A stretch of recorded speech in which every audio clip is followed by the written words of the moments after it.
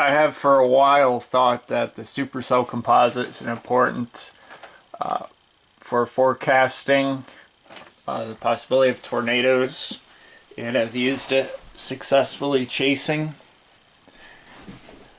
And so Rich Thompson from the National Weather Service Severe Storms Laboratory has looked at that. What is a supercell composite parameter? Let's look at that.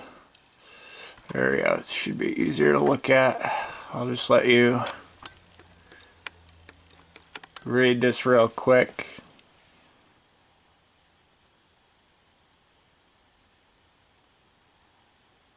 Some of the popular things they use: storm relativity, CAPE, and it also includes wind shear. Okay, and I'm also going to talk about Energy-Heliocity index. We'll look at some numbers 0 to 3, and this is from Storm Prediction Center in Oklahoma, part of NOAA. Says EHI values greater than 1 to 2 have been associated with significant tornadoes and supercells. I particularly like around 2 or higher for outbreaks, and we'll look into that a little bit later. And so we're going to go. Let's look at some of the numbers. This is from Rich Thompson again, from National Severe Storms Laboratory.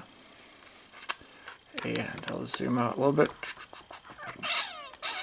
On the left is the Supercell Composite parameter, and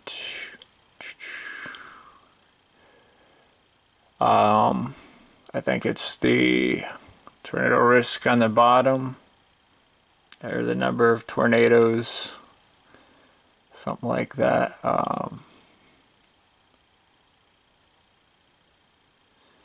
Tornadoes by convective mode, but you do see those are just on the right is disorganized, marginal, linear, hybrid,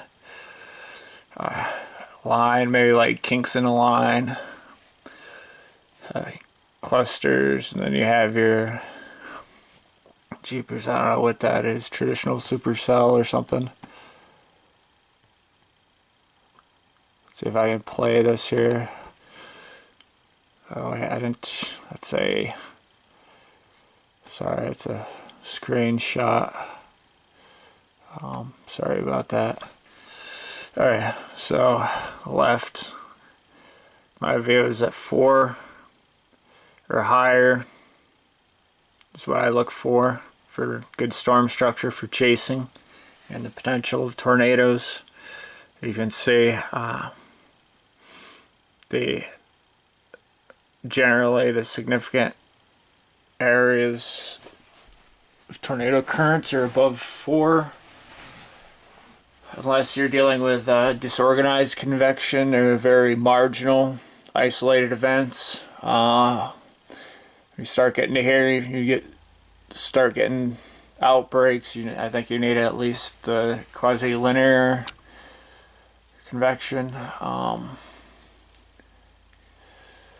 And for like your classic supercell, you're looking at middle values like, I don't know, 9. So that's really good. Like above 8, that's another level. Above 2, generally you need, I think, for any type of widespread severe weather. Generally wind, I think, probably not hail when you're looking at 2. Okay, and here is meso strength. I think this is using radar. It's great. I think R stands for the radar something. effective layer storm by mesocyclone strength. Here you can see again the bottom storm composite parameter of 2. You basically need that and above. But again, like I said, 4 will cover your moderate. It has to be above 2. I think this is 3.3. And over 6 for strong meso.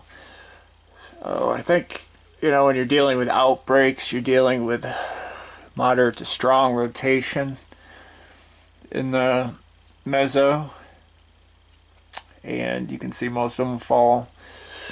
Strong meso, you're going up to, you know, 20 with a mid of around 12, you know, so it really does matter.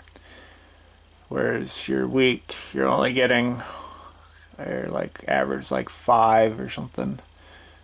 Or maybe they put that 4.2 to 11. That's a big difference. You know, you're like almost 3 times difference.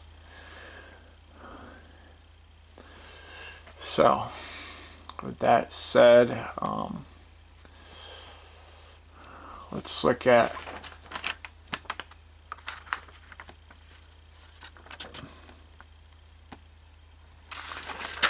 some research I did here. I went from these are individual days from SPC Storm Prediction Center, and I recorded from October. See, the earliest date is October 3rd of this year to December 9th, I think. Yep. So, chaseable outbreaks on the left, tropical tornadoes, and you have water spouts, land spouts. I mean, you get some light in here.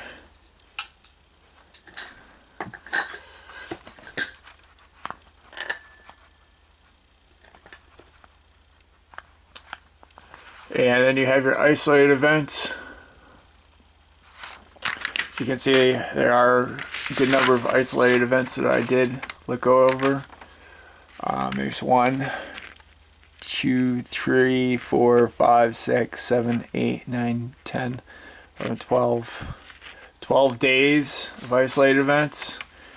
I didn't really do too many water spouts or land spouts that had to be specified or pretty obvious for me to label it that. And tropical,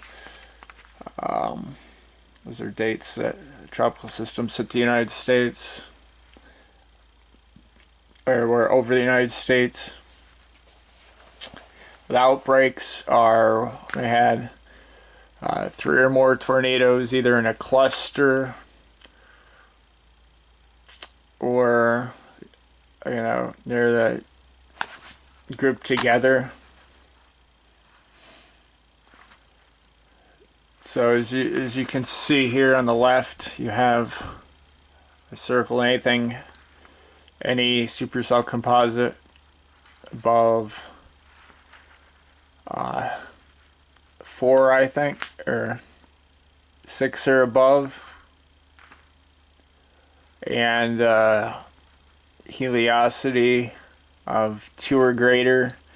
And in outbreaks, you can see, you know, I had a lot of tornadoes that had high heliocity numbers, 0 to 3 kilometers, and relatively high supercell composite, except there's one Florida supercell of 4, but I start to look there at about 4, and heliocity is very high at 2.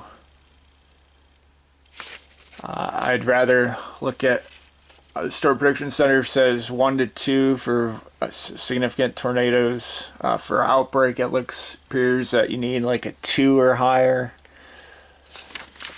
You can see the tropical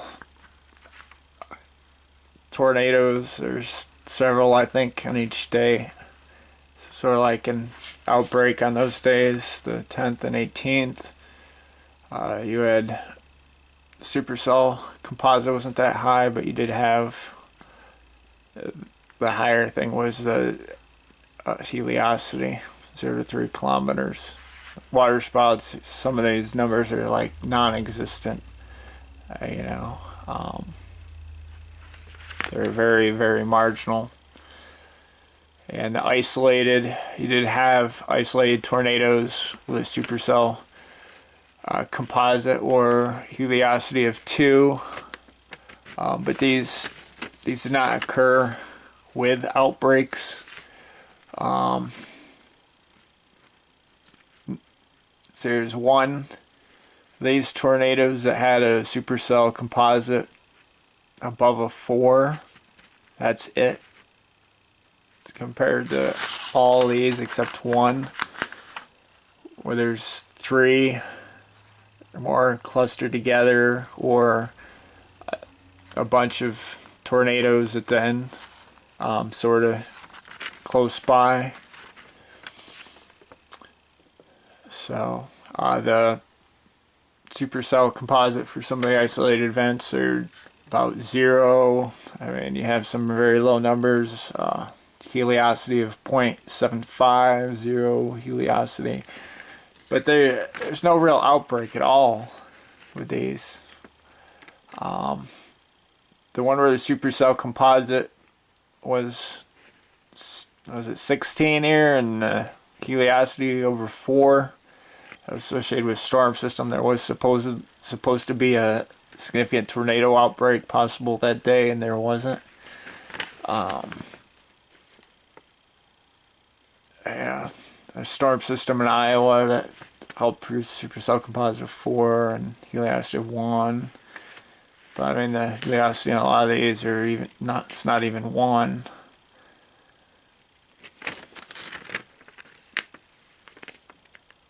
So let's just check the numbers in. Okay.